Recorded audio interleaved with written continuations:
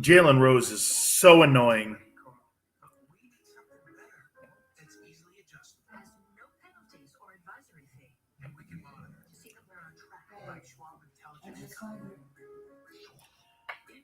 Hold on for a second.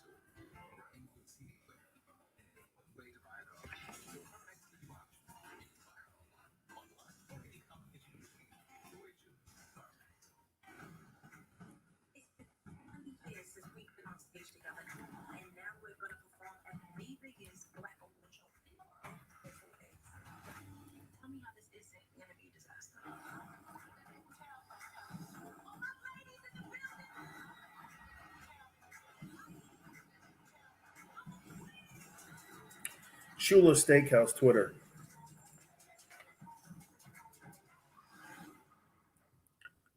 Shula's Steakhouse Twitter.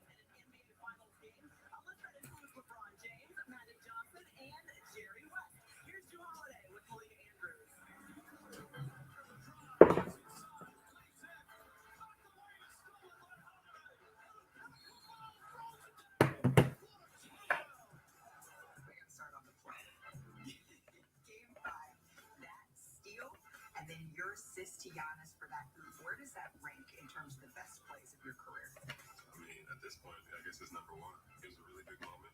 It was a really crucial time, and I mean, it's a pretty good play.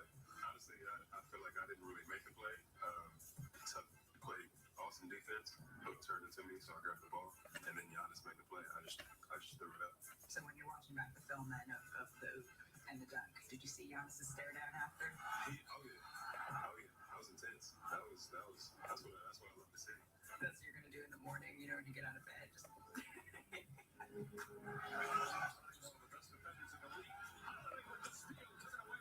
Duh. Was there anyone that you watched film of? Typical Yankee fan, dog. But then again, it's Philly dude too. So, hey, Philly and Yankee guy.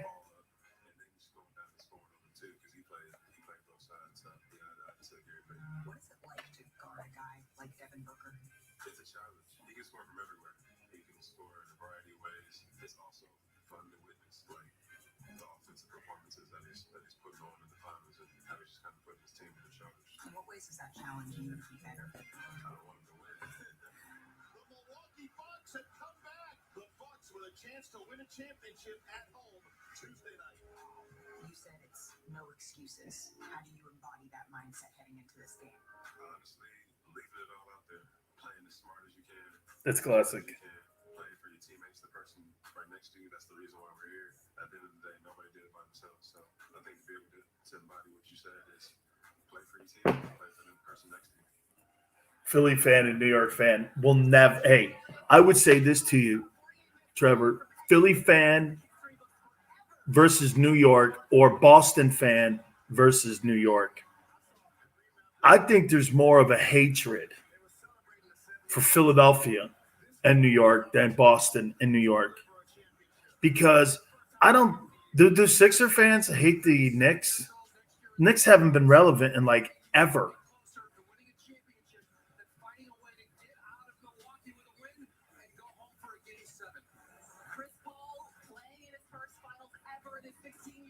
Yeah, Philly and Boston, they're not enemies. But New York and Philly, wow. Because that's Giants and Eagles. You see, the Eagles rival everyone, because if you're younger, you think it's the Cowboys. Man, the Eagle rivalry forever has been the Giants. It's been Giants, man.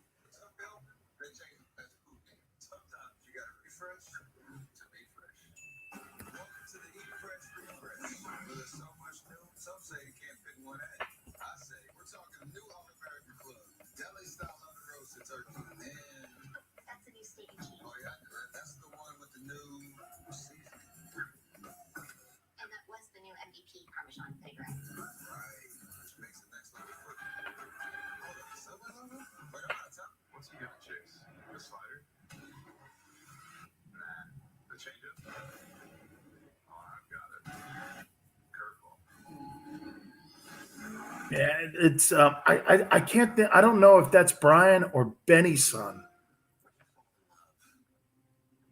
I'm not sure whose kid that is. I think he follows me on Twitter.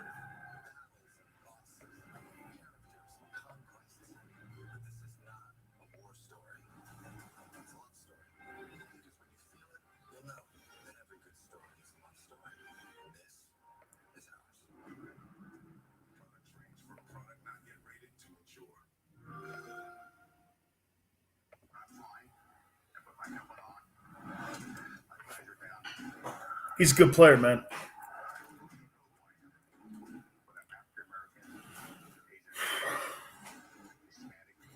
Herschel Walker tonight.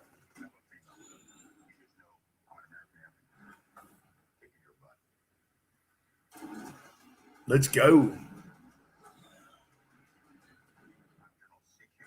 Hey, we're getting Nick Sirianni really soon.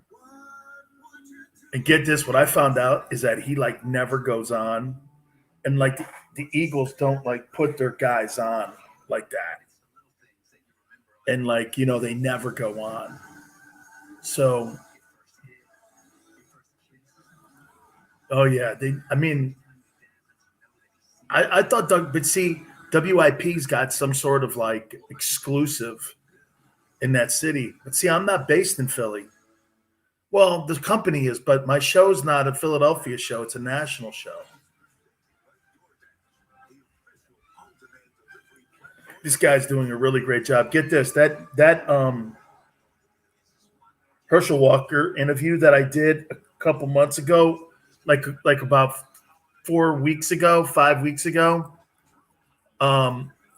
was 29 minutes. So he's cut it down to 16. We're going to play that in hour 2. Yeah, I know Herschel spent a lot. I love the guy.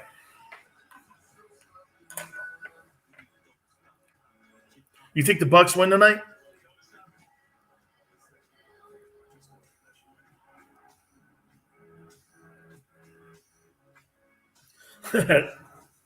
You need the Suns. Spoken like a true gambler.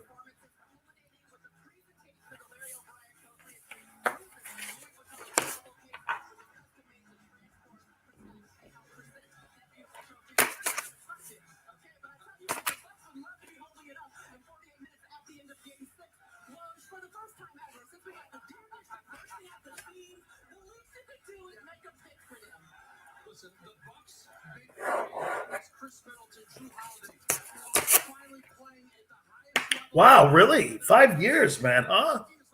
Or would be.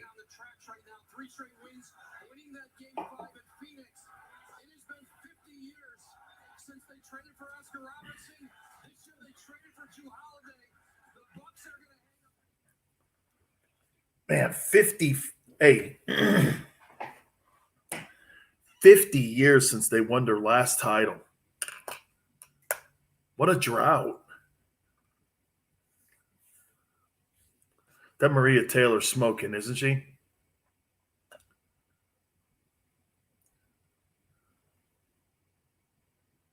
I think Jalen Rose. Hey, dude, Jalen Rose, he annoys me. He annoys me. He's annoying, man.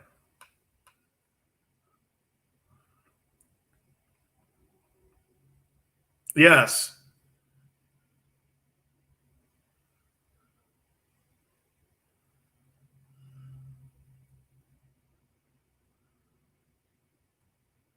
Hey, hey, hey. I don't even know what that means.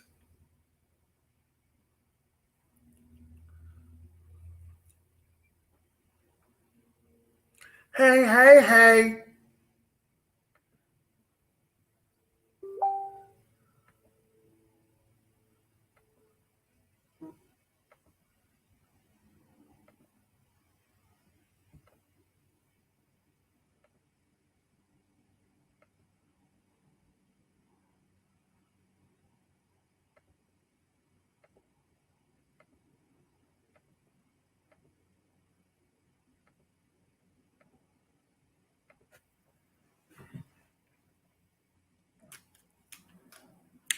Hello, my friend, and that is an awesome job. Thank you very much.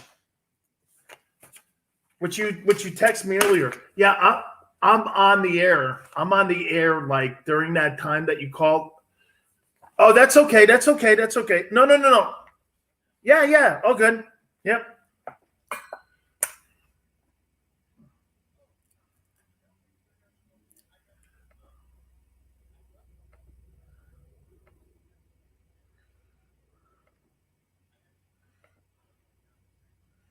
Oh, good, good, good, good, good.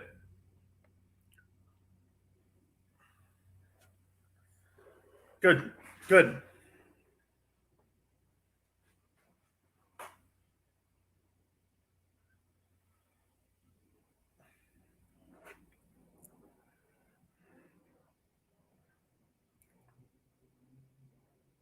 Yeah, all I need to know is how it starts, and after that, I don't.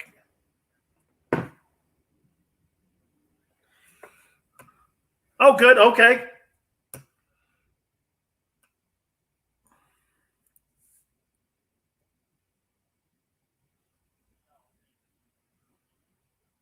Let me see. Outside of the Bucks at the White House, no. Yeah, yeah.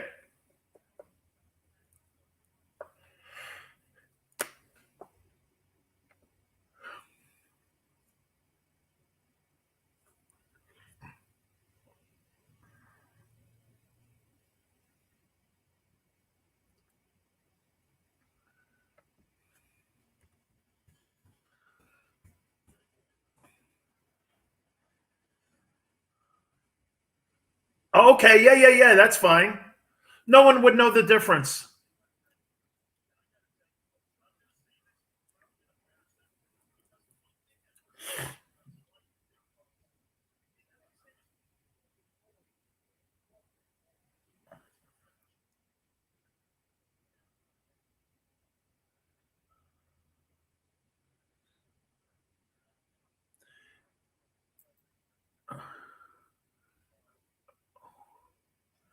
No. So it's the full second hour, big second. Great.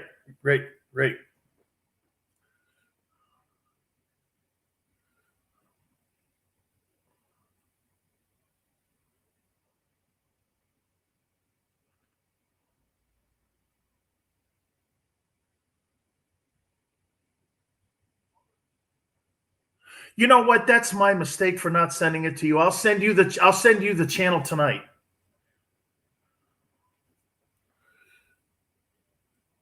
No. No. You pick them, and I don't mind it. The only problem is this, Chris. At the beginning of when I first started, and like Jimmy Johnson, which is awful, is this. I didn't have that quality mic to do it with. So you'll hear like an echo if we decide to put Jimmy Johnson on. Now, if you think it's good enough to go on the air, I would love to do that because Phil Simms is also involved with that stuff.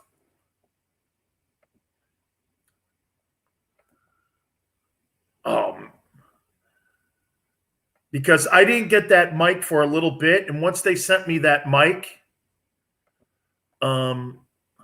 it just changed the air quality.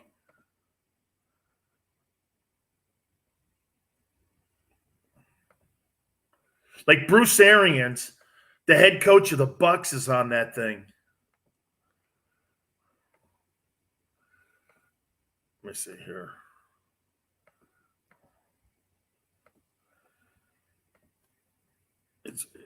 That'd be great. Oh, I'd love to have them hear that.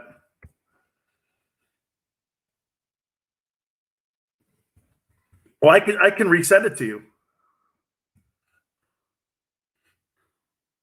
I just sent you the link to that, Jacob.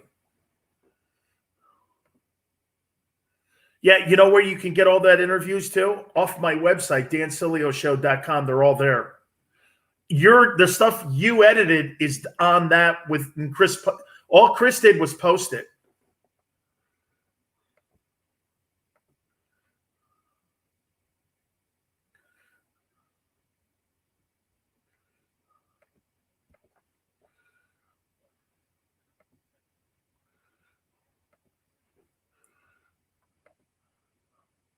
Yeah. No. I'm going to send you.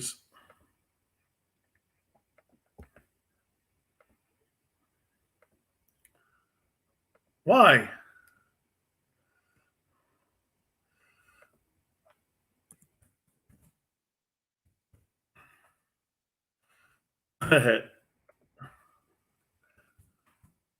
That's fucked up.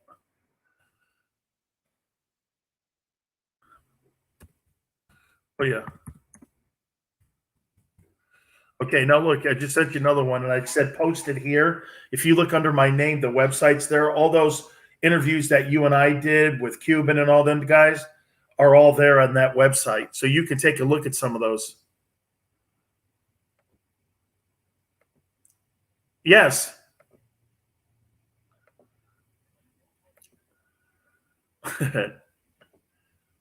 Yeah, I don't know. Yeah, because I used to, when I was trying to connect to that stupid ass show in Miami, I'd accidentally do her twice, and she was going like this. No, Dan, USA. And I'm like, oh my God. I go, oh, that's good. Good. Good evening, America. Dan Sileo, USA Radio Network. Hope all are having a spectacular day and night as you come aboard our show. We really appreciate it. We want to welcome our brand new affiliate in Orlando, Florida Man Radio on 105.5 in Fort Walton and Orlando, 6:60 a.m. Simulcast on both. We appreciate that. And if you are also listening to us in any of our fine cities through USA Radio Network, we appreciate it. Dallas, you got a big day tomorrow, don't you? Cowboys report to training camp. How you doing?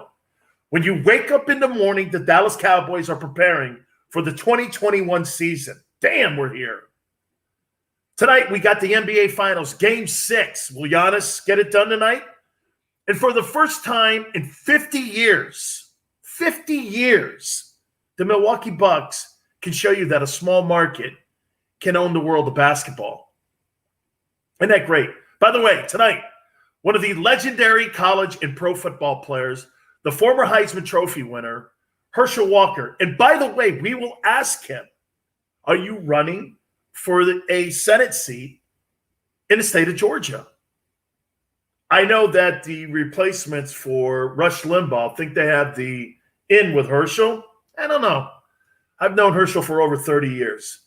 And we'll talk to the legendary running back. And really, you're talking about a guy who is very active, and he is an activist. I'll say that about Herschel. He'll join us in hour number 2. And I was just talking about Giannis, and, or as people call him, the Greek Freak. Isn't it cool? In 2014, he posted something on his Twitter page. And I know you're probably thinking, something racist. I know, because every story nowadays has to lead with racism. No, not here. We're kind of inspiring tonight here. I think this is an inspiring story. 2014, I'm paraphrasing his tweet.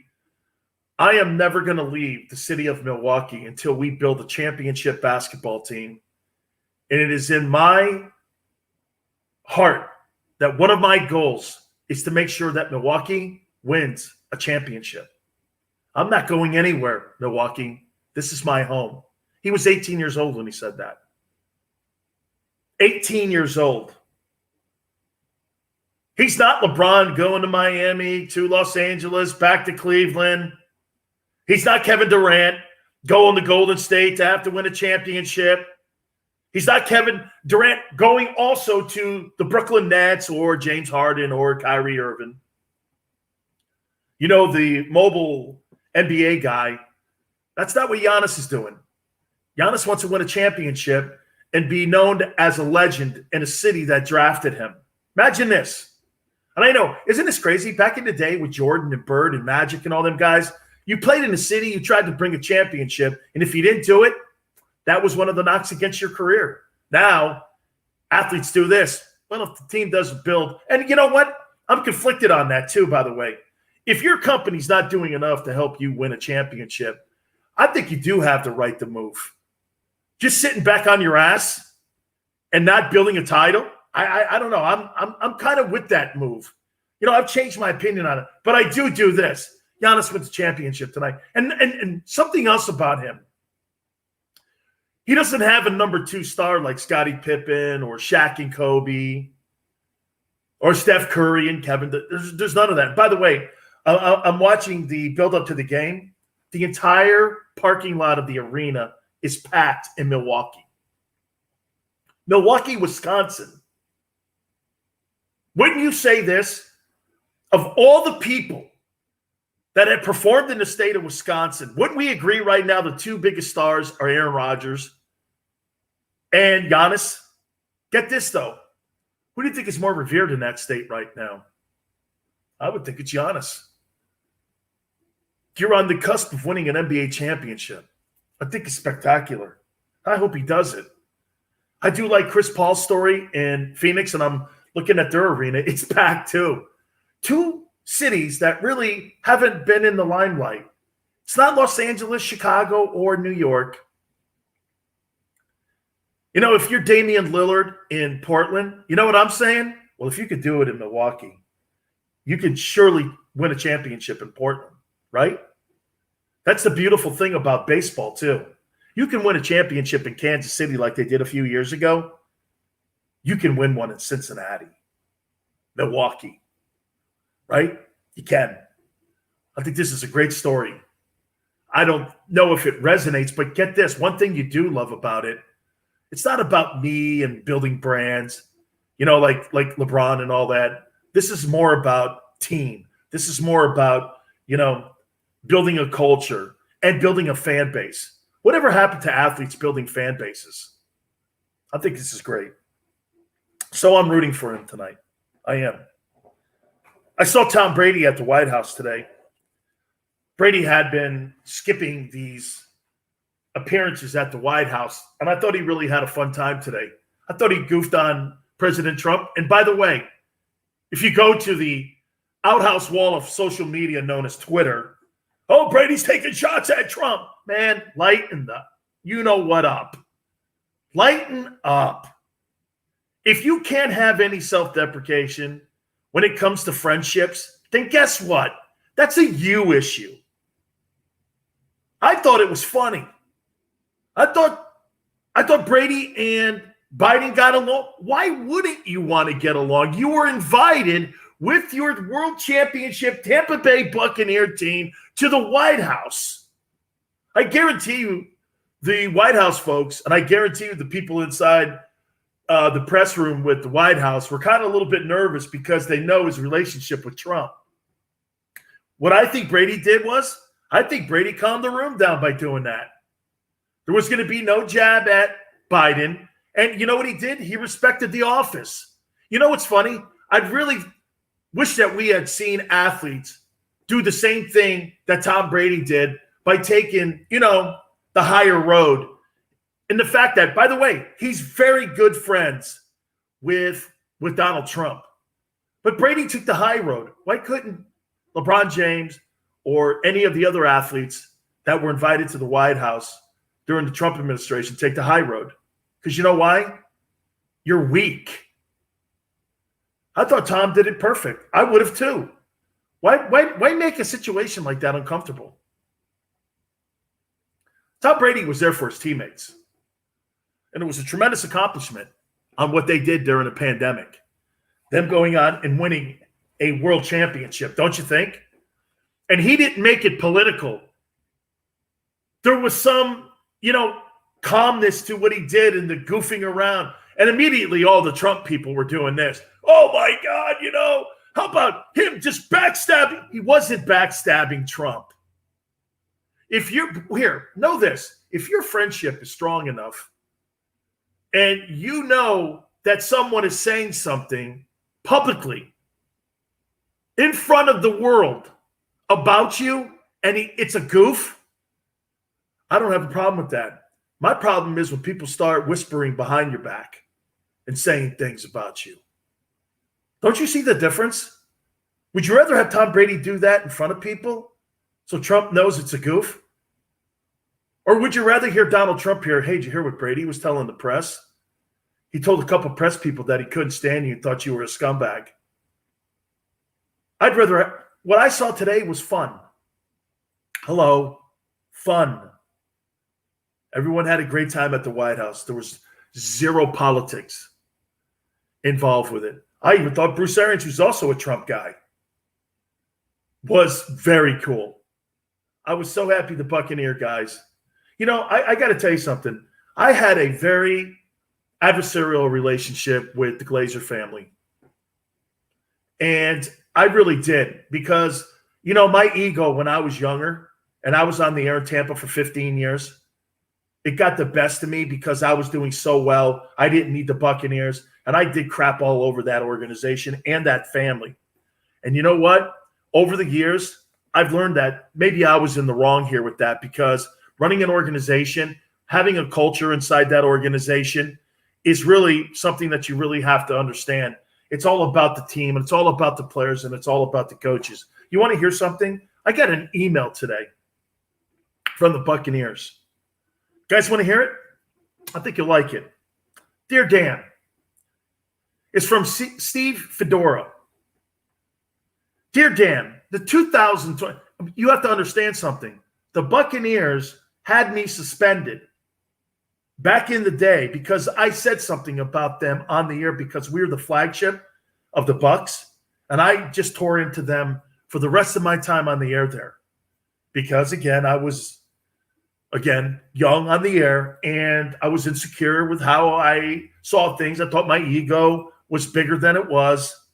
I didn't understand, had to be relationships and a business relationship with my station at the time and the football team and the sales team that's involved with the organization. I mean, there's a reason you have a team on your station. Dan didn't get that. I didn't get that memo. That's on me. So I get this email today. Dear Dan, the 2021 season is here, and we are thrilled to get our Buccaneers legends together on Sunday, August 1st, 2021 at the Advent Health Training Center to watch the Super Bowl champions prepare for another historic season. You and a guest are invited to join us in our hospitality tent to watch training camp. Please RSVP by Wednesday of July 28th at the following link. Breakfast, food, coffee will be provided. You must register with the link, and we will give you parking, and we will make sure that it will be a experience of a lifetime for you once again. It's the first time that they have done a alumni weekend in quite a bit of time here. And the director of communications sent that to me and said, Dan, we hope you make it. I thought about that, thought about my relationships over the years. The Buccaneers send me gear now. I've learned a lot through my speed bumps in my career. And, sometimes I just wonder, I guess ego just absolutely gets in the way. And you see what an organization is all about and how they deal with people who make mistakes. I think the Glazer family has been an absolute gem for the NFL as owners. They own Manchester United as well. They've been just great for the city of Tampa. They built Raymond James Stadium, the Super Bowl, and the experience a year ago was special. They brought Tom Brady to Tampa for the Buccaneer fans.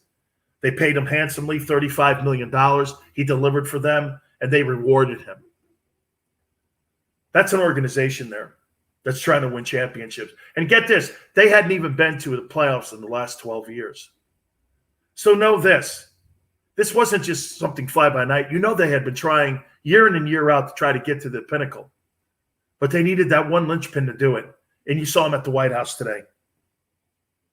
You saw him at the White House being the representative of your football team. If you are the Glazer family and you're Brian Glazer, were you not just proud standing there next to Tom Brady and Bruce Arians watching those two? Making it an experience of a lifetime. Here is a contrast. Aaron Rodgers, I want to show you something on Rodgers and his contract. We'll do it next.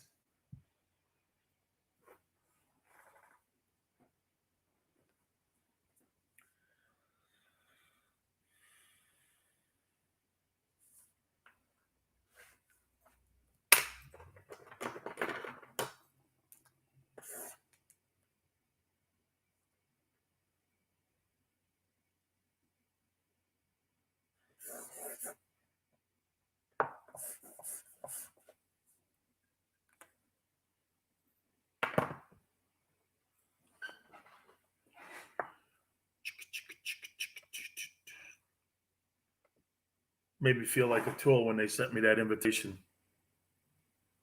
The Bucks. I just read it.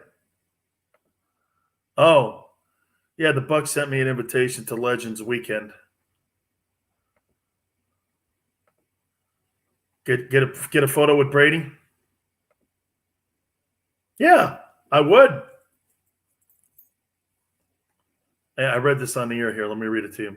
Dear Dan, the 2021 season is here, and we are thrilled to get our Buccaneer legends together on Sunday, August 1st, 2021 at the Advent Health Center to watch the Buccaneers prepare for another historic season. You and a guest are invited in our hospitality tent, watch training camp practices. Please RSVP by Wednesday, July 28th at the following. Breakfast, food, and coffee will be provided. You must register, and we are looking forward to having you part of our group here. as we prepare for the upcoming season. Thank you so much for being a Buccaneer.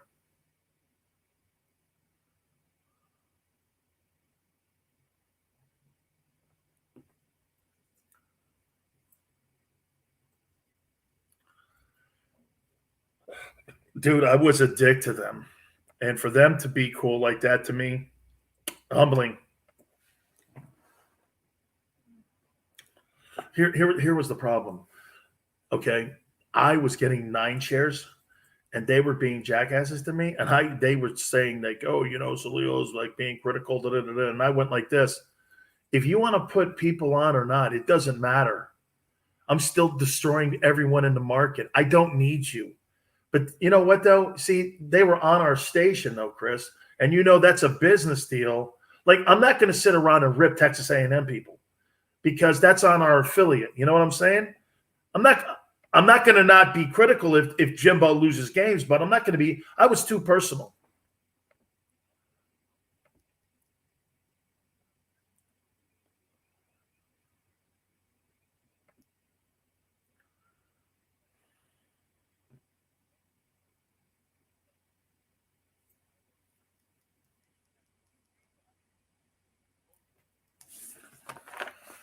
Yes. Correct.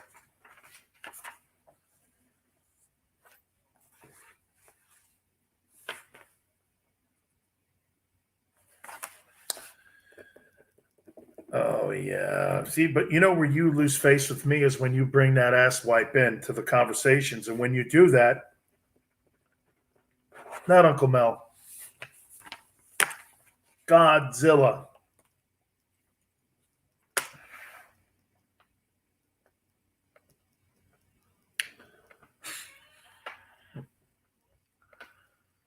And he's a tool bag.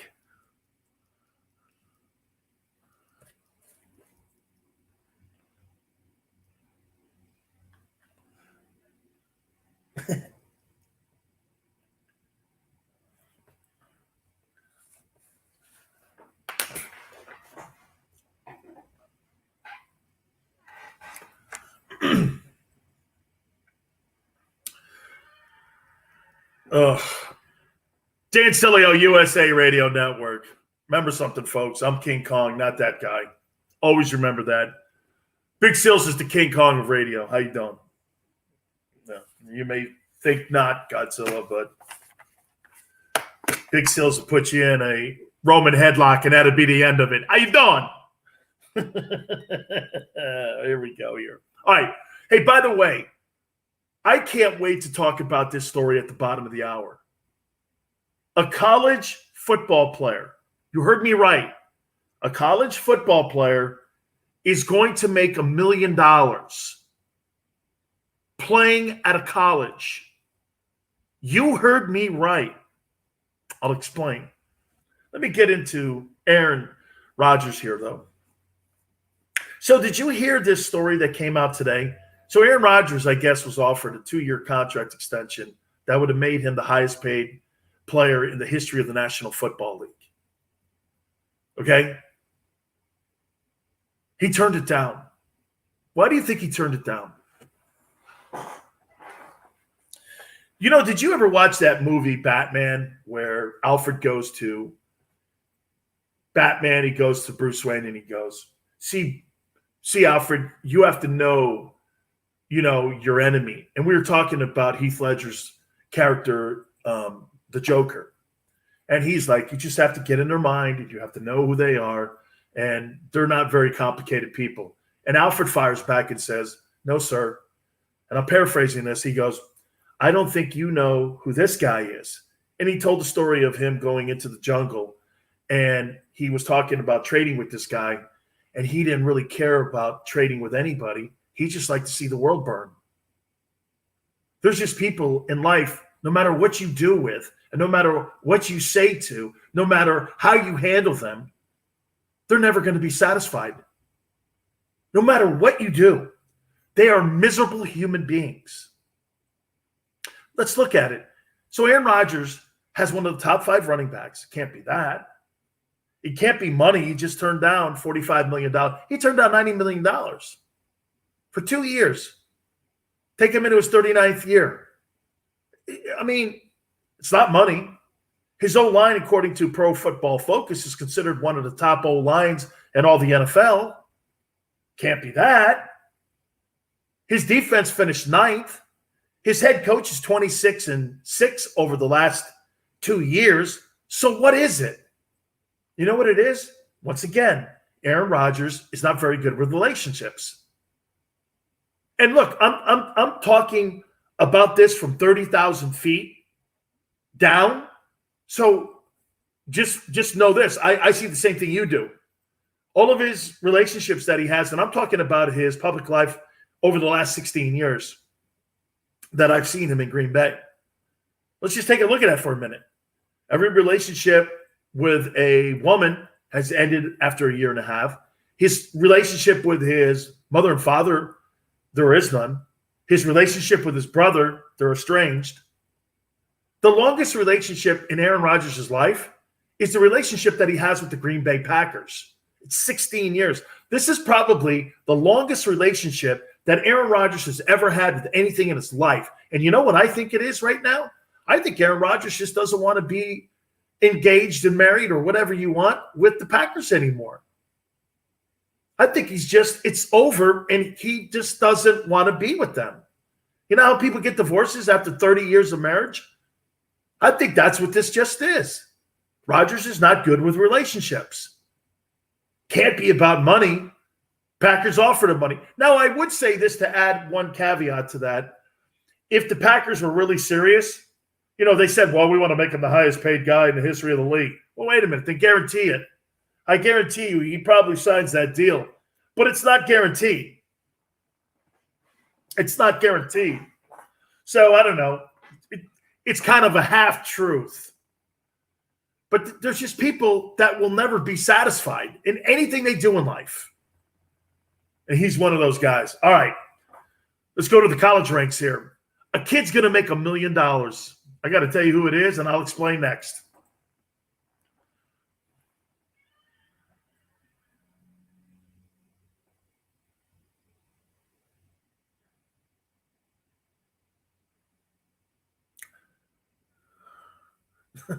Nobody knows what you're doing.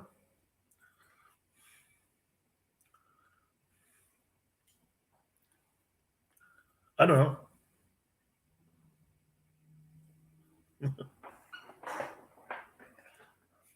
Nope. No response out of me.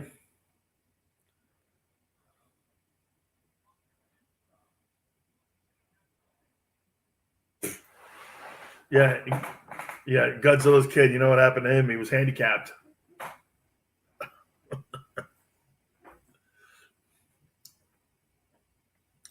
Well, he was handicapped because his father's a tool. Thank you. I just realized that. So yeah.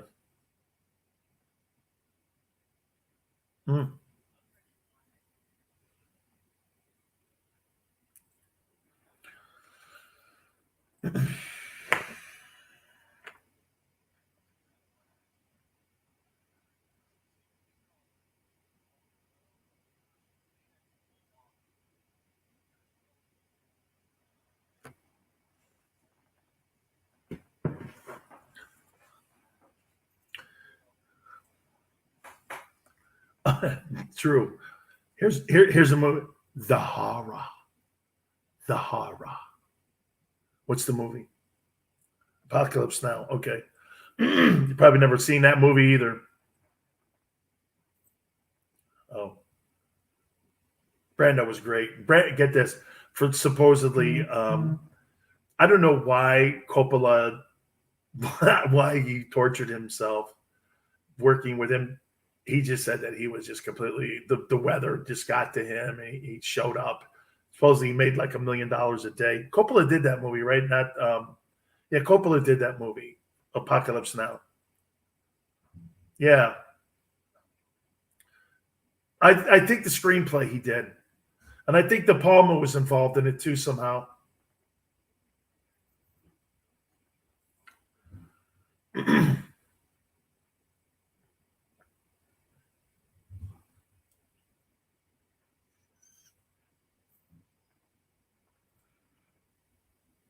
Oh, great movies. Hey, the movie, get this with the movie American Graffiti. What I really love about that is that the radio station that Wolfman Jack was on, that's the one I was on, the Mighty 1090. Yep, extra. And I had higher ratings than him. How's that for you? I broke his records. I don't. Hey, Don, who's the number one morning show guy in the history of the Mighty 1090? Big Sills. Hey, Don. No. Jim Rome was talking owls like I am now.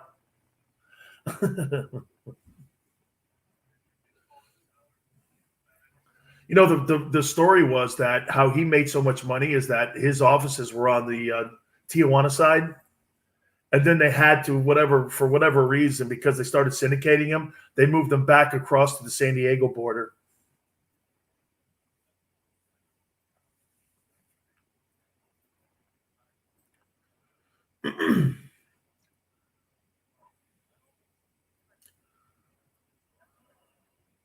Yeah.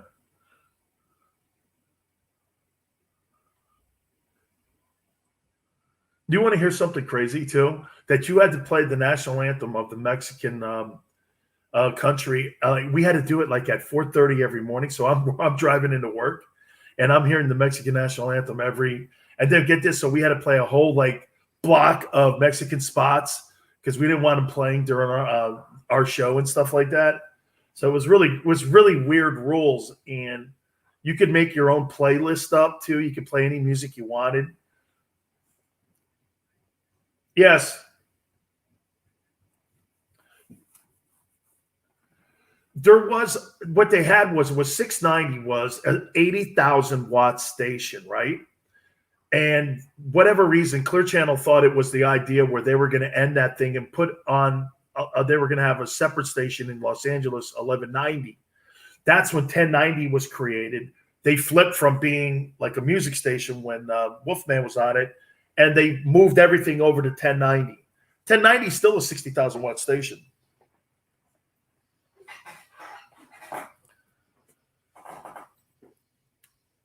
Dan Sileo, USA Radio Network. Once again, we want to thank our brand new affiliate for coming aboard with us, JVC Broadcasting and Florida Man Radio. Thank you so much in Fort Walton and in Orlando, 105.5 and 660 AM. We so appreciate it. Shane, Stevie, of course, John, thank you so much for making it happen. We are just now rolling. By the way, because of all the things that are happening to the show, I'm getting requests from people in Fredericksburg, Virginia. I got a call from a market manager. How do we pick this thing up? I don't know. Cups and a string. I don't know. I go, you're talking about a guy who barely knows how to put gasoline in a car. I don't know. Cups and a string. Does that work? So, yes, we're growing the show, and we appreciate how everybody's being, patient with the fact that the show is growing, and we're growing with you, and hopefully we're growing on you. All right, let's roll into this. I got into sports broadcasting to do something unique. I told you yesterday I went on with Shane Burke, who's the afternoon guy in Orlando, and I'd been on in Orlando for about 12 years on another network. And he said, Sills, your show's so much different than every other sports show. I said, yes, because I wrap it around race, religion, and politics. I'm not afraid to go down those lanes. And has it benefited me? It always benefited me ratings-wise, but where it was always an issue? It's funny, before I went on the air tonight, you want to hear something? Chris O will get a kick out of this. Please be careful. My aunt's always like this. Be careful with the politics. Be careful. And I'm going, I get it. She's always so nervous because you know why? Politics is a touchy subject right now. Politics is colliding with sports. And there's no question. They intertwine with one another now. We see it play out each and every. We saw it today at the White House. We saw it for the All-Star game when they pulled the All-Star game out of Atlanta because of voter laws. We see what's going on in Texas with the Texas Democrats flying to Washington thinking that they're making, it's funny, you know what? You talk about insurrection and trying to change people's views of how you want to stop the process of an election or passing of laws. I don't know. It seems pretty weird to me how you don't look at that as being kind of like not doing your duty. And since you've been elected to represent people, that's not doing your duty. That's avoiding your duty. That'll cost you in the next election that you run in. Trust me. Nobody reveres you, especially with COVID cases going up. And now that people were not wearing masks on that plane, drinking beers, looked like you guys were going to a hootenanny and running from something. Okay? You know what you were running from? The truth. And when you do that, you think Americans are stupid? Because you know why? The media portrays Americans as stupid. Americans aren't stupid. It's funny, the people that cover us and the people that represent us. You know what? You guys don't represent me. And I don't think you represent the majority of Americans. The people that cover us today and cover stories have these agendas. I think Americans have figured out one thing during this pandemic. You know what it is? I don't trust the media. And I surely don't trust the people in Washington. You know what the thing that I love the most about my guy, Chris O, who works with me, and he's a teammate of mine. Okay? That's what I love to call him. He's my teammate. We're in this together. We don't have this show without him. And let me say this to you. We work together. We work together. And I'll say this. We have some political differences. Never getting away. Because you know why? There's an end game. There's an end result we're trying to get to. We never let anything cloud one another because you know what we never let happen? It get personal. Too many times in our society today, people get to a point where, get this, well, I'm going to punch him in the face. No, I'm going to hit him with a hammer. No, I'm going to shoot him with a gun. No, I'm going to hang him. You know, everyone's got to try to one-up one another. That's a damn shame. Because I'm trying to get to yes. That's what I want to see. You see how people cover anything. Okay? Sure.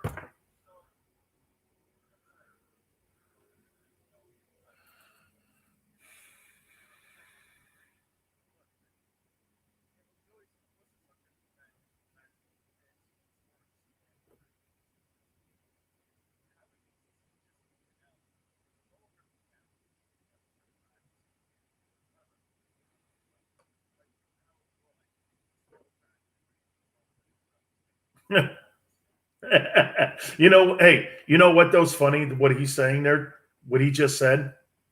We have to get back to practicing, to get back to being able to communicate with one another. I didn't know that was a chore. I thought that was just common things that common people with decency did. How weird is that? We have to get back to practicing being decent to one another. That's weird. Because I think decency, that's where relationship starts. Because it's respect. That's how teams are built. You think that Buccaneer team that was at the White House didn't have disagreements in the locker room? You know, there was a time this last year that team was 7-5. Nobody thought that they were really going to win a championship. You know what happened? It was crazy. You know what happened? It was on a Thursday night. I watched it. The Bears beat them. That was the infamous game that Brady forgot fourth down. They started calling him Sleepy Tom, which I thought was an hilarious line today at the White House. He looked over at Joe Biden. He goes, hey, you know, for whatever reason, they started calling me Sleepy Tom. And Biden even started laughing. I thought it was so wonderful because they were goofing on each other. They were goofing on Trump. So what? Great. But you know what those guys did? Get this. They had all kinds of penalties and turnovers in that game. Brady forgot. It was fourth down. Do you know what they did? Brady started screaming on the sidelines. He threw his helmet. He was so pissed off at everything. Do you know what they did? They had a bye. They came out of that bye. You know what the next game they did? No pre-snap penalties, no turnovers. And the Bucs didn't lose another game the whole way through to the Super Bowl. They all had a come to Jesus moment. Hey, guys, if we want to win, we got to communicate better. hey guys, if we want to, but this is life. Football is such a game of life. You can't communicate inside your family's not going to be around long. You can't communicate inside your business is not going to be around. And if our country can't communicate, we got problems in our country right now with that.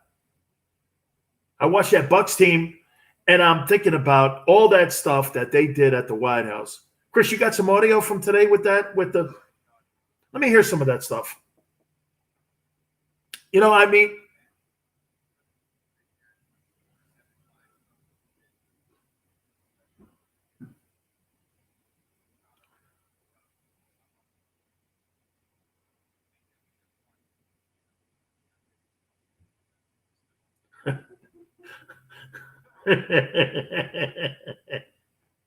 huh.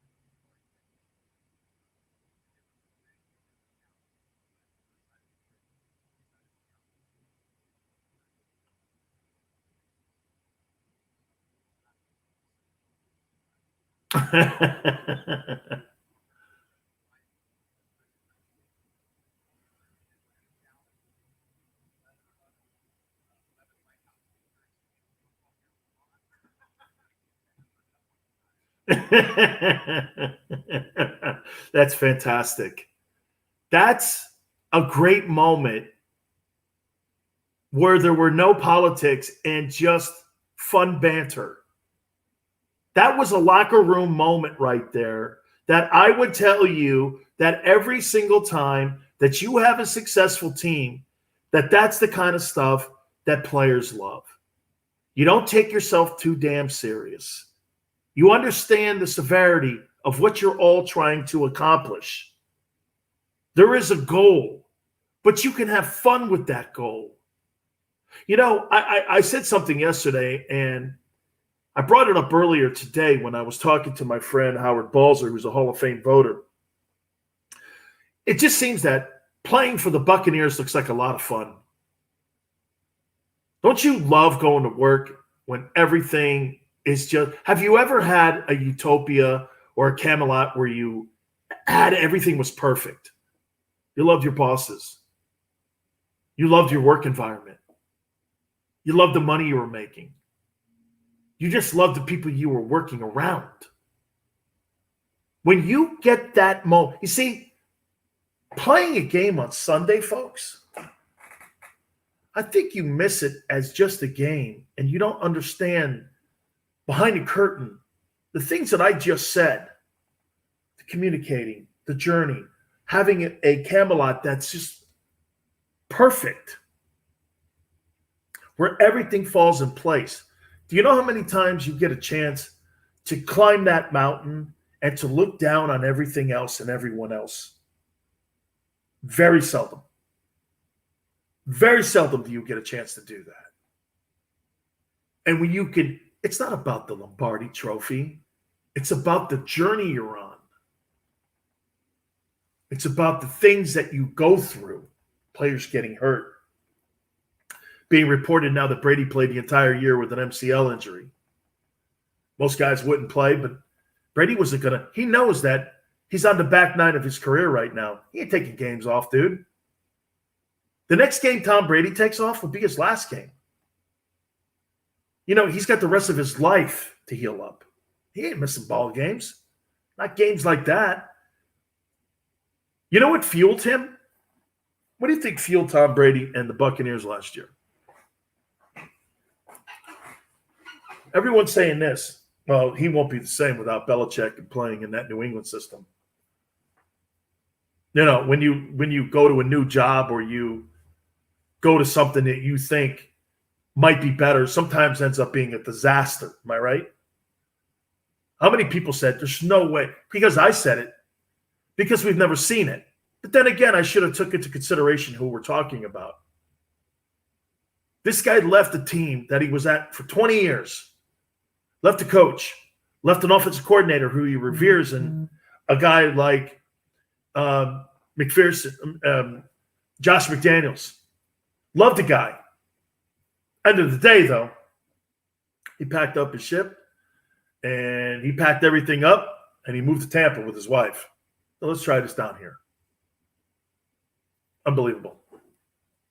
Then again, everything he touches is unbelievable. That's the face of your business right there.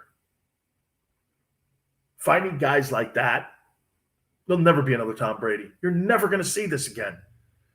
I don't care what you say about Patrick Mahomes or Lamar Jackson or any of these other dudes. LeBron James has not even touched what Tom has accomplished. Think of this for a second. In our last 25 years, who do you think is the most revered athlete in America today? It ain't LeBron, even though he likes to tell you. It's the dude in Tampa. 10 times to the championship game. 7 of them winning. 2 different teams. Nobody does that. 2 different conferences. MVPs. All-time winningest player in the history of the sport. Come on, man. Records or rings? He's got them both. And the most important are relationships. This guy's got relationships from New England to Tampa. And the only way, I was just telling you about Chris O, my guy. The only way he wins is by having those men around him. And what else do you have to have? You have to have respect. Throw another R in that. Relationships, respect, rings, and records. Jesus criminy. That guy is all of that.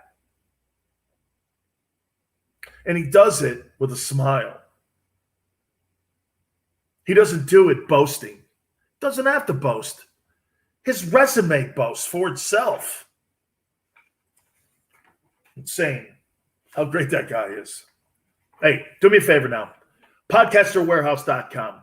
My great friends there have earbuds, headphones. You're looking to build yourself a home studio. This is your one-stop place here. Hey, look, 25% off of everything that's in the building there. Use the promo code Sileo, S as in Sam, I-L-E-O. That's S as in Sam, I-L-E-O. Shipping is free. Spend as much as $5, $5,000. Podcasterwarehouse.com. That's podcasterwarehouse.com. I've got to hit on this athlete making $1 million in college. This is what college is all about. Might take me 2 segments to do this, but I think it's something that I've always dreamed of, and it's here.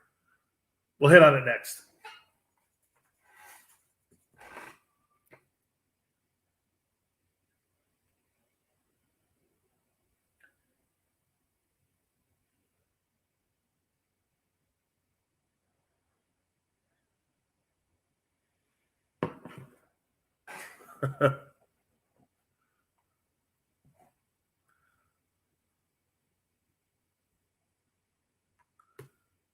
It does hater radio. I get it.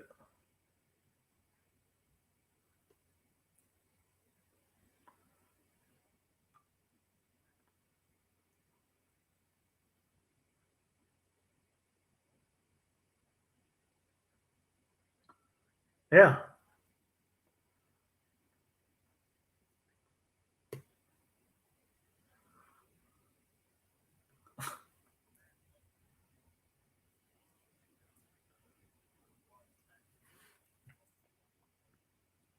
Wow. Not even Art Bell would have taken that call.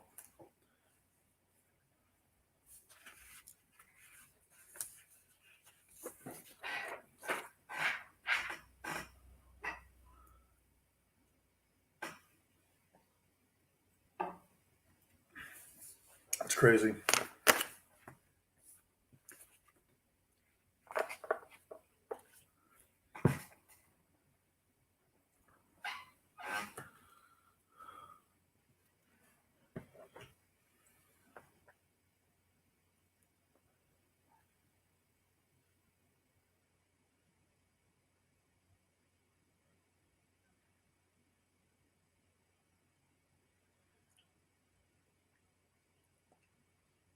Well, that means Wayne doesn't respect his guy.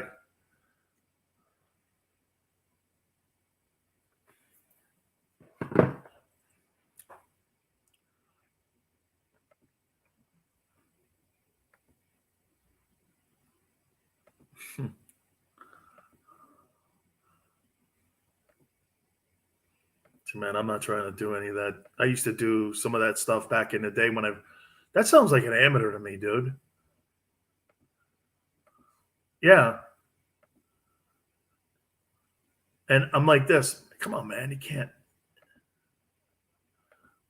Okay. Yeah. Okay. Cool. I get you.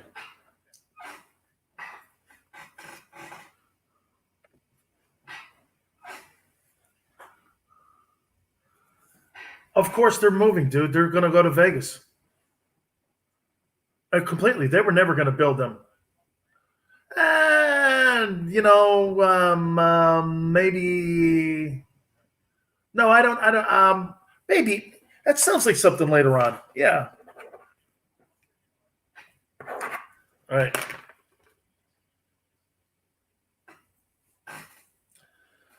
Actually, you know what? Chris O just brought something up to me. He goes, "Did you see what just happened in Oakland?" Yeah, but I know the story, Chris. I don't need an article. I know the story of what's going on in Oakland. You see, you got to remember something about the Oakland Athletics and the Oakland Raiders, who were there at one time, are now the Las Vegas Raiders. The Oakland A's were the number one tenant at the Oakland Alameda County Coliseum. Do you know who leased them from the A's? Well, the Raiders. The Raiders were never the number one tenant in that building. They were never the number one. So get this.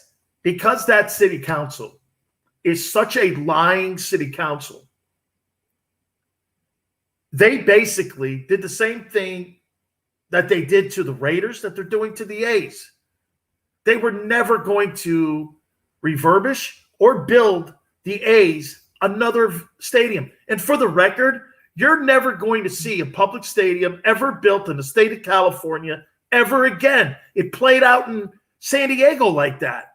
You think you're going to get taxpayers in this state to fund a stadium when you've got taxes on gasoline that are making gasoline $5 a gallon to build some billionaire a stadium for his ball team? Give me a break. Do you know how SoFi got built in Los Angeles? Stan Kroenke stroked the check himself.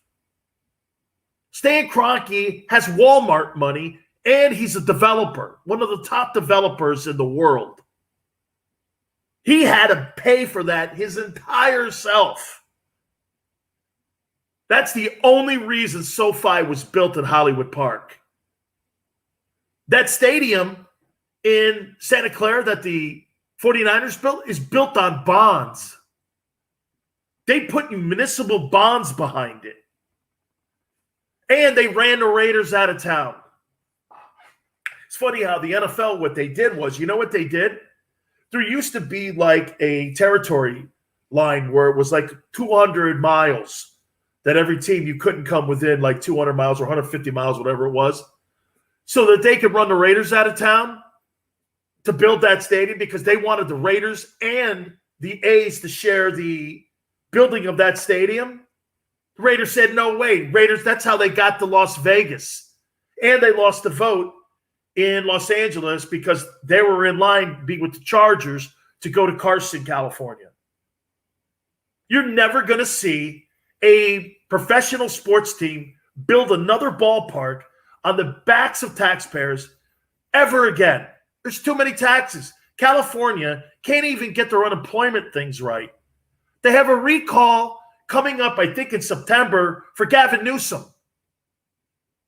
You think they're going to build a ballpark for the Oakland Athletics, who get barely any enough fans to go into the Coliseum? You know, send me a story. I don't need the story. The story plays out in every single city in California. You don't need any people know the game. And I don't blame Californians. Why would I want more taxes in my community when I'm paying the highest taxes in the country now? California and New York? You want to know why people are fleeing to Arizona and fleeing to Florida?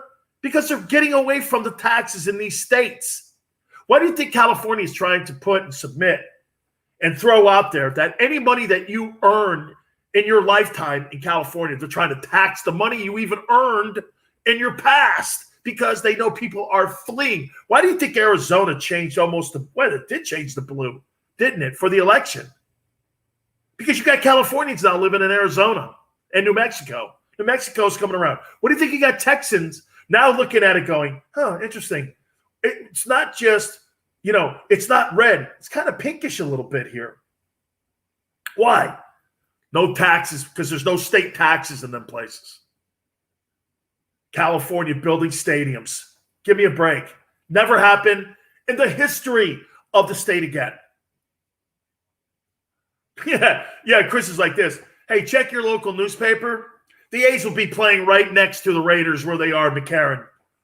Okay? They're going to make a nice little spot over there in Luxor. Right there for you now. Easy parking to get in there. And you can climb up the diamond if you want to. How you doing? Yeah, hey. Oh, by the way, right. Extra parking at the Thomas and Mack. How's it going? All right. Think you're going to build a stadium. Good night, almighty. Yeah, no, I got the story, Chris.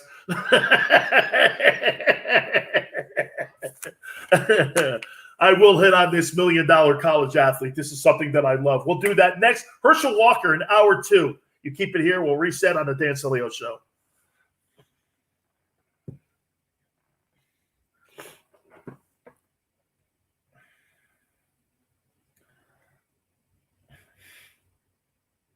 Of course it is. All right.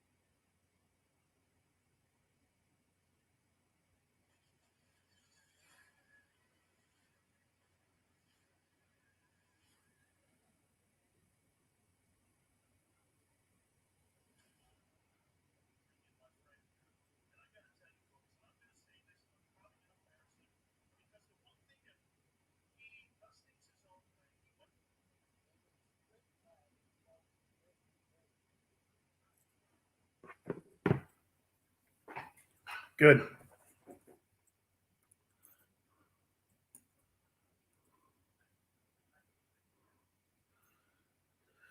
Oh, I opened an account at a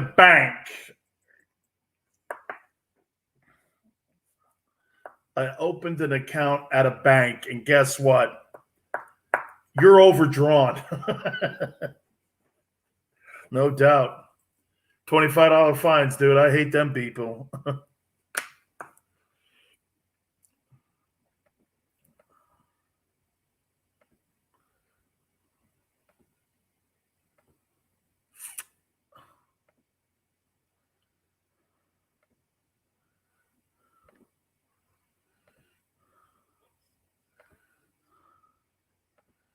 Easily. You're not committed.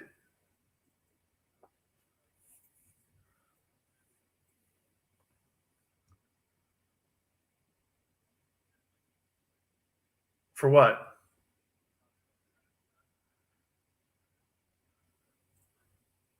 Oh, no. I got you. Yep.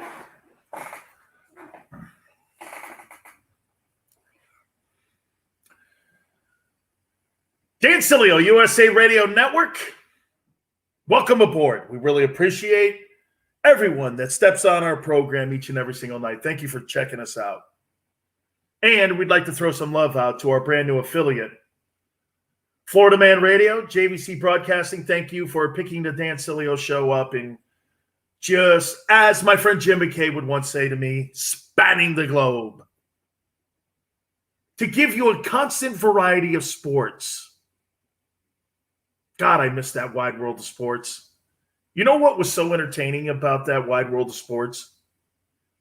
Was that, get this, they were like barrel jumping, and they were like horseshoe throwing and Evel Knievel. And it was the highest rated show on weekends. Why? Because it was entertaining. And Jim McKay, Jim McKay is one of the most revered, and he's the guy that got me into broadcasting, by the way. We've had Sean McManus on my program before, the chairman of CBS Sports. And Sean, who I love and known my entire life, it seems, his father was so dear to me, helped get me into broadcasting, and I wonder what he would think today. Anyway, so 105.5, 660 AM. Thank you so much for coming aboard. Okay, thank you. Oh, God.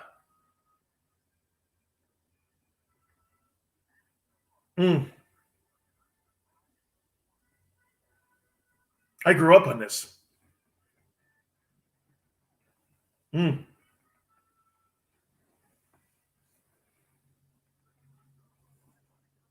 love this.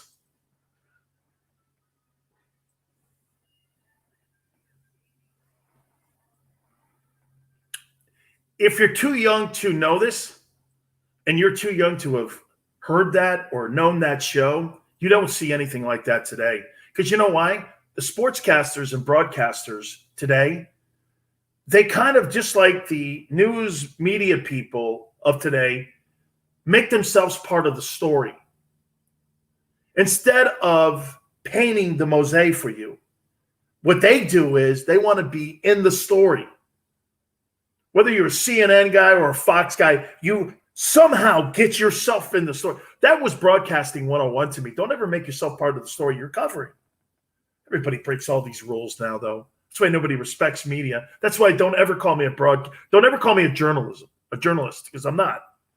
Those people are liars, like used car salesmen. Journalist? You know how few of those guys there are? Arvin Katan, who's a dear friend of mine. That's a journalist. It's a guy who gives you the stories on both sides. I love Armin. Known him forever.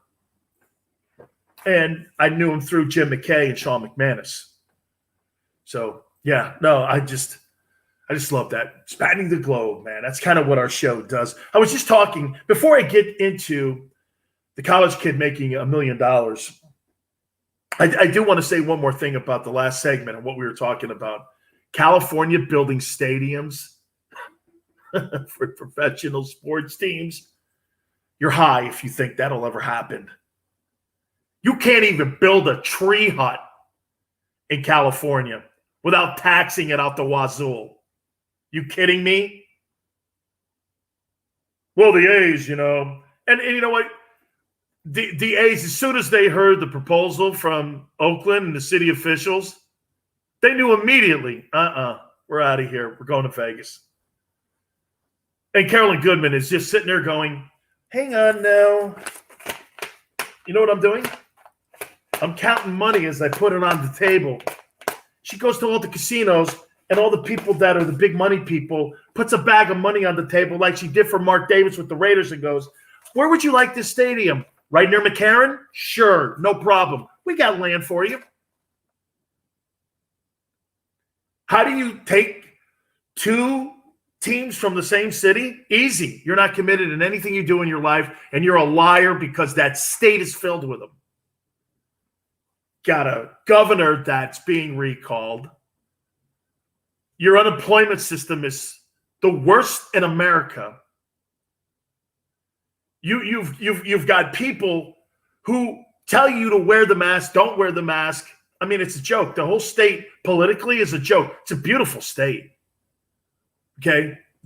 It's joke how it's run. It's like New York. After pandemic, you know what everybody's looking at right now? And Governor Cuomo's going, where do all the businesses go? You ran them out of the town. You ran them and all those New Yorkers to Florida. Gavin Newsom ran all the businesses like Petco to Arizona. How do you lose teams? Simple. San Diego. I was going through that whole system of how they were putting these plans together. I said this, there's no way San Diego will ever build a stadium for the Chargers to stay and the Spanos family to stay in San Diego. Never. Never happened. It never got close. So what would make you think the A's were going to stay in Oakland? Or the Raiders were going to stay there? That was never going to happen. Two things happened in the state of Florida. Kroenke paid for SoFi himself, and the 49ers got it through a bond bill that they got passed. And by the way, know this. The 49ers don't play in San Francisco anymore. You can call them the San Francisco 49ers, but they don't play in San Francisco. They did the same thing that the Jets and the Giants did. You can call them New York Giants and New York Jets all you want. They don't play in New York. Why is that? Well, because the tax system and the relief that they got playing over there on 16W across the bridge was a little bit more friendlier. So the Giants still call themselves the New York Giants and the Jets call themselves the New York Jets, but they don't play in New York. Funny, every time someone goes, well, they got 3 teams in New York. No, they don't. They got 1. And it's in Buffalo. And by the way, they're struggling with a stadium. Bills may be in Toronto before you know it. They don't get a new stadium? Hey, the 2 places to keep an eyeball on when it comes to that. And by the way, they're in the worst states possible to try to ask for a stadium because you're not going to go to taxpayers in states that are just being taxed out the rear end.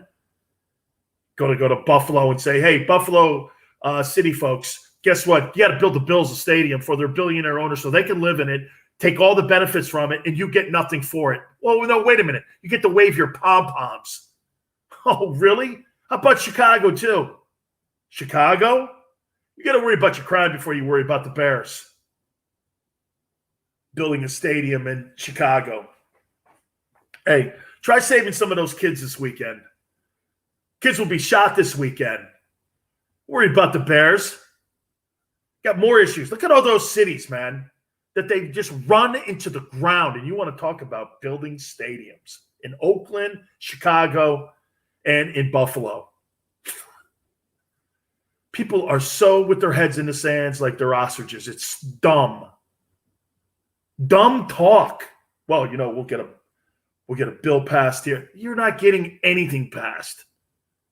Not when the average American looks at his paycheck and he lives in California and half of it goes to the government. Every dollar you make, 50 cents goes to the government because of all the ridiculous taxes you put on everything, including gasoline and food. The essentials that make each state run are the way that they treat their citizens. You look at those states. It's a toilet in some of those places. And of course, what they always do is blame the government. the city officials. We're not getting the help from the federal. Dude, this is a state issue, man. I don't want the federal government involved with your politics when it comes to gun control and taking care of its citizens. That's your responsibility. It's not a government issue. Building stadiums. Good night. You're never going to see that in those places. You know where you're going to see it? Texas, Florida, North Carolina, Tennessee. You'd think if Alabama ever wanted a brand new stadium, that thing would be up tomorrow night. If Alabama and Nick Saban go like this, hey, I need a new stadium. Okay, we'll have it for you by the end of the year. No problem. Easy. They're committed. Absolutely ridiculous. All right. You know, I got into sports broadcasting for a reason over 27 years ago. It was because of the way that the NCAA had treated my life, my final year in college, and how they take advantage of kids. You know, I never understood this. How the National Communist Association of America, known as the NCAA, ever got away with how they used children to make billions of dollars, and nobody ever held them accountable. Mark Emmert last year, the president of the NCAA, made $2.9 million in a pandemic. When you had schools closing down programs like women's soccer and wrestling and tennis, the non-essential sports, and get this, the non-revenue sports, nobody cared. You think Mark Emmert would have given that salary back? But no, of course, he's got to take his, like all the ADs did. Even through a pandemic, they took some of the money. Now, I will be fair here. Places like Utah, guy like Kyle Whittingham and the athletic director, they didn't take a salary the entire year. Good for them. Because they wanted to help that. They thought that money, and it helped save some of those programs. Mark Emmert, the president of the NCAA, didn't give a crap about that because they never gave a crap about the kids. So Bryce Young, it came out today. This is some story. He's on the cusp of making $1 million as a college athlete. This came out late tonight. And Nick Saban's like, yeah, I'm not going to go through any of the details, but the starting quarterback for the Alabama Crimson Tide is going to generate this year $1 million. Good for him. This is spectacular news. Why is that? Because the NCAA doesn't have their meat hooks in these kids any longer. Everything they feared is now happening. These kids are professionals. How could you consider yourself a amateur sports entity when you're paying your coaches professional salaries? The top 25 college football coaches are right in line with the top 25 NFL coaches. You know who the highest paid coach in America is? It's not a pro coach, or maybe it is. It's Nick Saban. He makes $11.5 million a year coaching kids who don't make a cent. Well, that's changed. And I'm glad to see Coach Saban not pushing back in any way. And let me ask you this, too. Why do you go to college? You learn a trade. What better than to see Bryce Young do this? He's turned himself into an entrepreneur, just same way Mark Zuckerberg did, or Bill Gates did at Harvard, building Microsoft and Facebook. This guy's built a brand now. Now, get this. If he uses any of the logos or any of the likenesses of the Alabama program, you know he's going to have to do kickbacks to them. It's funny, get this.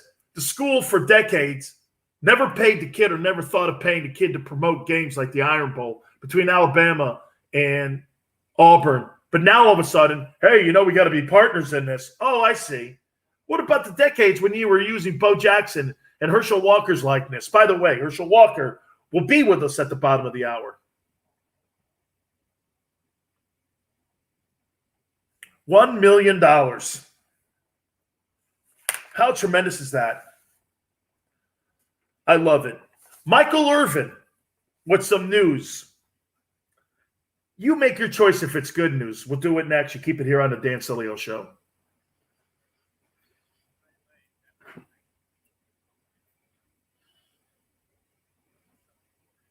Oh, God, I love that man.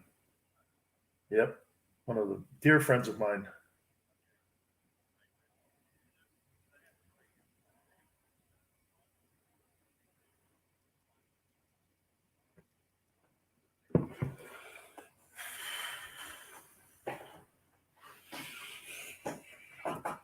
Michelob? Michelob?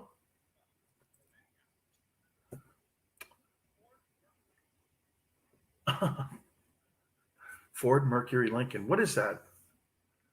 It's a car, right?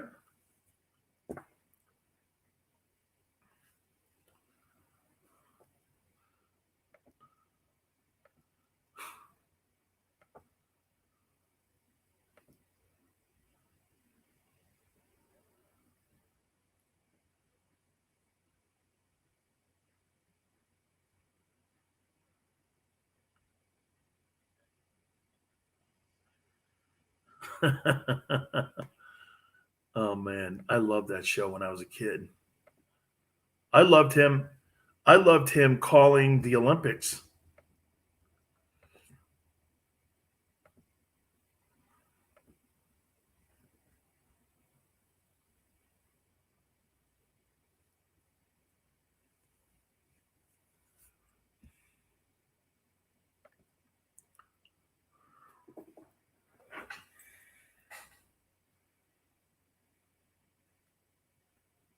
Wow, that show was up around that time, huh?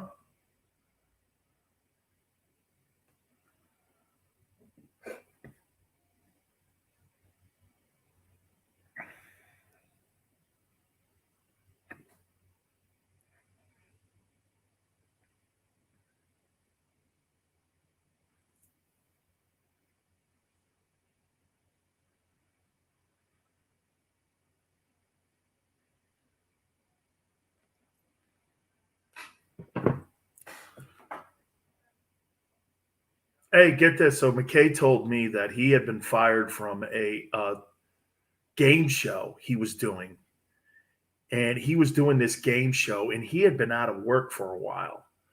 And he didn't know. All of a sudden, this young guy, Rune Arledge, goes, "Hey, man, we're going to put this show together, and we're going to put a pilot together, and we'd like to see if you'd like to do it." And McKay's like, first he's like, "Oh, man, I mean, I don't know." He goes, I just don't know. And he goes, "Well, you should try it." And so they were doing all these obscure things, and all of a sudden, it started getting massive numbers because they were doing like barrel jumping in Nome, Alaska.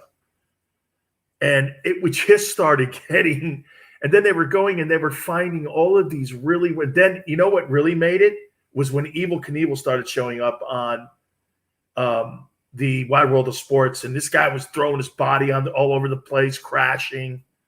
Man, people don't remember Evel, man. He was a big star, man.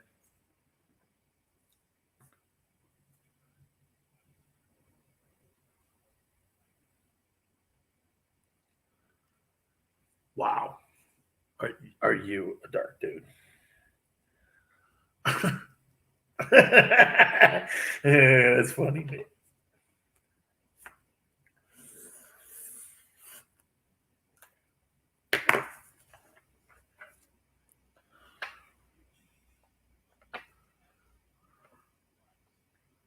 I'd rather have Price. The more successful as of recent. I don't know what Quick has left. Yeah, I don't know though, man. He hadn't played well the last 3 years.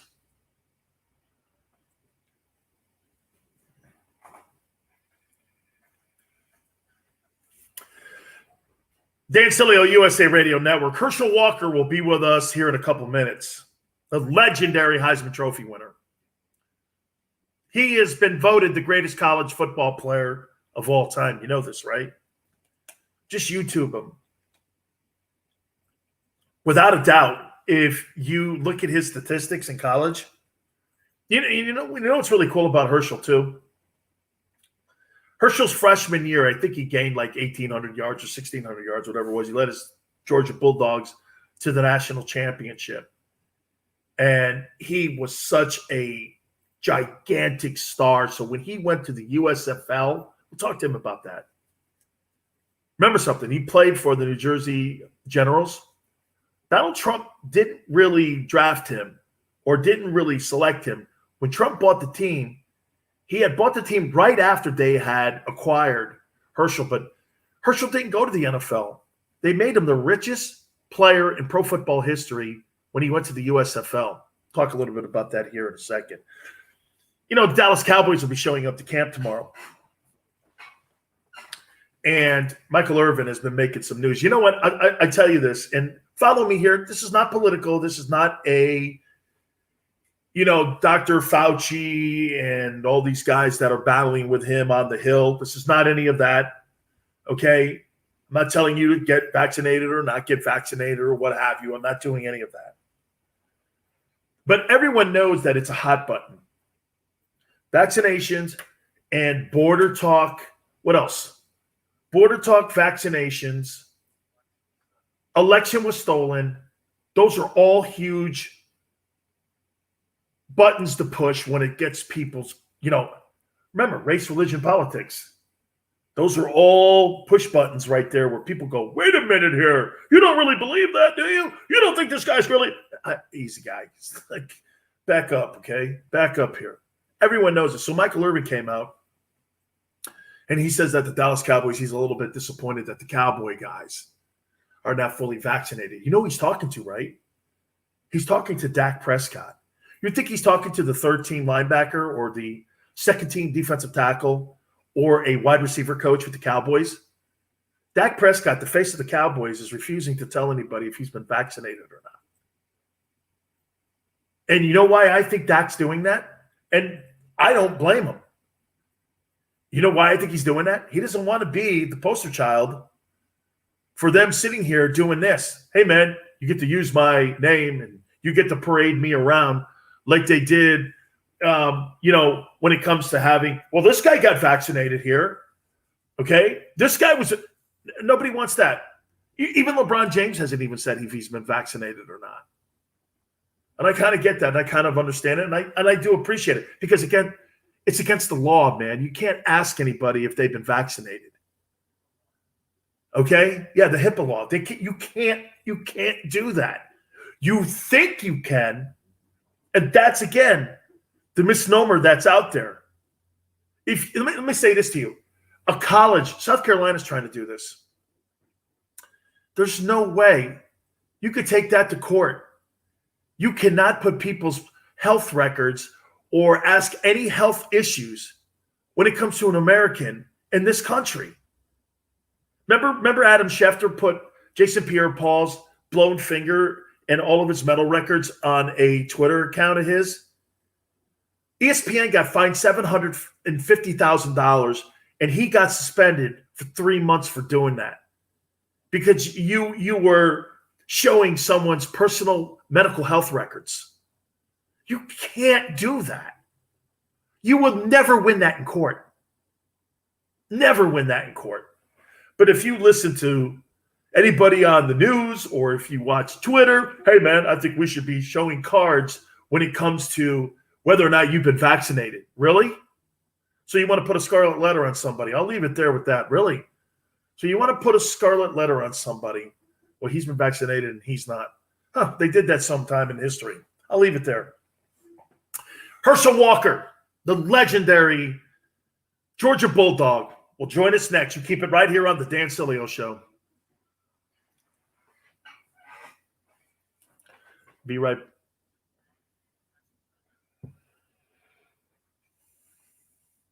Sure, I'll do that. All right, dude, I'll be right back. 52? Okay.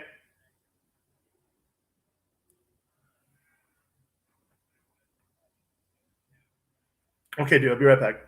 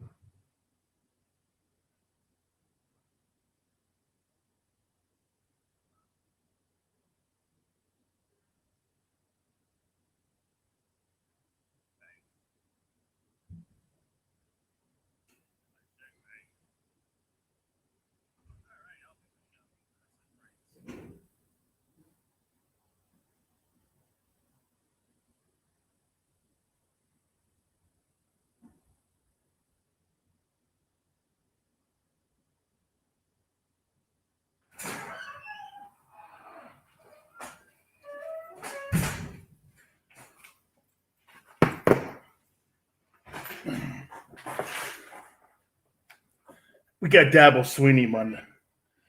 We're going to get Dabo Sweeney Monday. Head coach at Clemson. Another $9 million a year guy.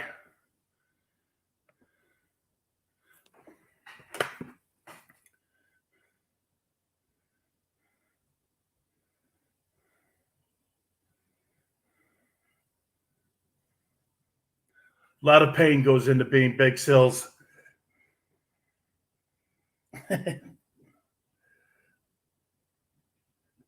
Ugh.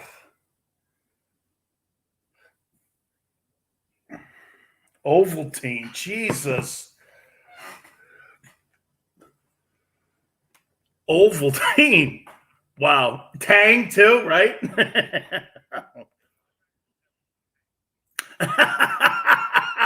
Great rebuttal.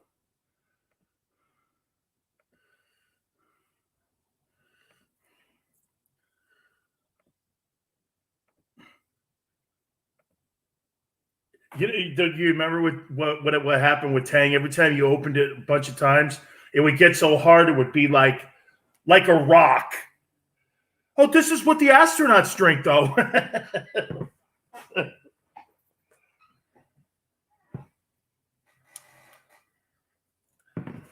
Hey, folks, don't forget, do me a favor. Check out our friends at podcasterwarehouse.com. 25% off of everything that is on the website there. Headphones, earbuds. If you're looking to build a home studio, this is going to be your one-stop place. 25% off of everything there. Use the promo code Sileo. That's S as in Sam, I-L-E-O. Shipping is free. $5 to $5,000. Nobody cares, okay? Everything on the website. If you know big sales, it's 25% off. Podcasterwarehouse.com. That's podcasterwarehouse.com. Just got a note here that we are going to have Dabo Sweeney, the head football coach of the Clemson Tigers, on Monday, and I got great respect for him. I just absolutely love Dabo. In my opinion, the three greatest head football coaches in the last 20 years, college football-wise, are Urban Meyer, Nick Saban, and Dabo Sweeney. He has taken that Clemson program. Remember, he was an interim guy too. And he's taken that Clemson program to another level. So we're looking forward to talking to him. And I have great, like I said, respect for him. And he could go to the NFL if he felt like it. But get this. Why would he go to the NFL? Why would he go? He's making $9 million a year. Why would you leave Clemson and making $9 million a year when you're the king of your own moat? You fly around like a rock star on an airplane, right? And you don't have to listen to some dumbass owner or GM. You get to, be your own guy. I wonder what he'll think, though, of this new nil law.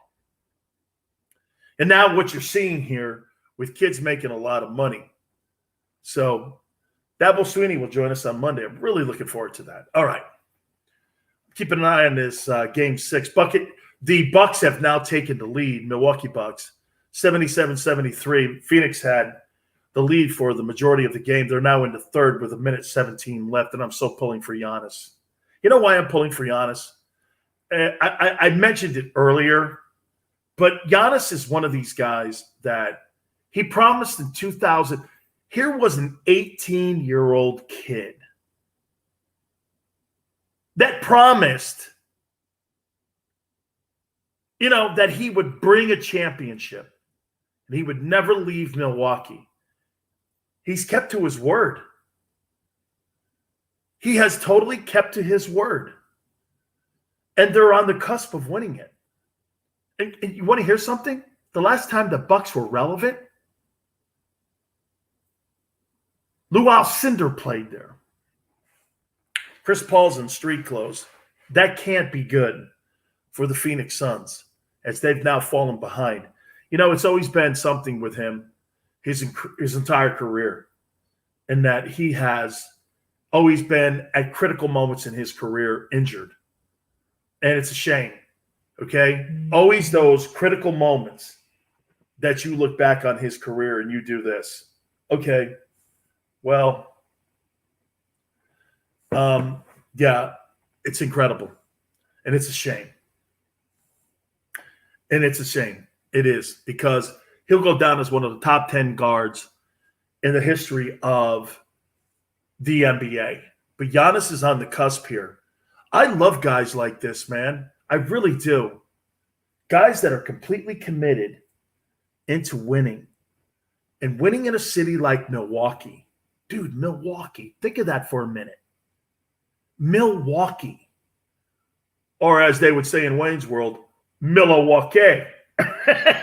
Yeah, right? I mean, dude, this is a great story tonight. They're close to doing it. This would be amazing if they're able to get this done here. So just keep an eye as they're going to get. There's about 24 seconds left in the third, and they're moving on in now. So we'll see what ends up happening here. You know, the story again with Bryce Young and his ability to make $1 million. I'm just thrilled to death that we're now in the position here where kids are making all this money. Good for them. Hey, man, you go back in the day when Big Sills was at the University of Miami. I drove a Corvette around. You know what? You know, I was talking to Tim Brando a couple days ago. You know what Brando's saying? Hey, Sills, all the things that were happening back in the day when things were under the table are now just going to be put on the table. Hey, I'm making this now. How you doing? Right? I'm just making this now. All right. Got to hit on Tom Brady at the White House.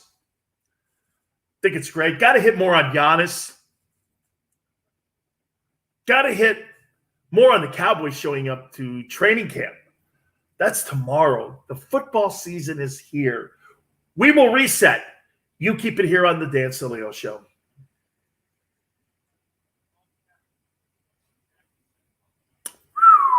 What a name from the past. Gotcha, man. Terry Cummings. Here, wait. Who was Skywalker? What was his name? Daryl Dawkins. No, not Daryl Dawkins. It was.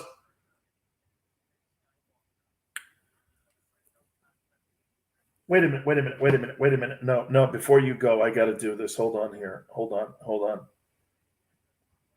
No. Milwaukee Bucks Rookie of the Year. He played at Louisville. What was Daryl? I think it's Daryl Griffin.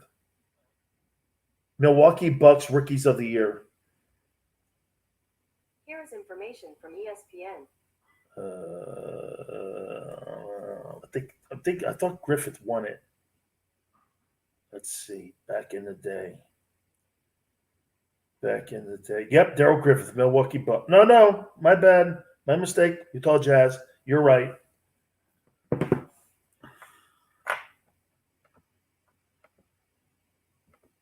Gotcha, brother. Hey, man, I'll talk to you later, man. Love you. I love you, man. I'll talk to you. Bye-bye.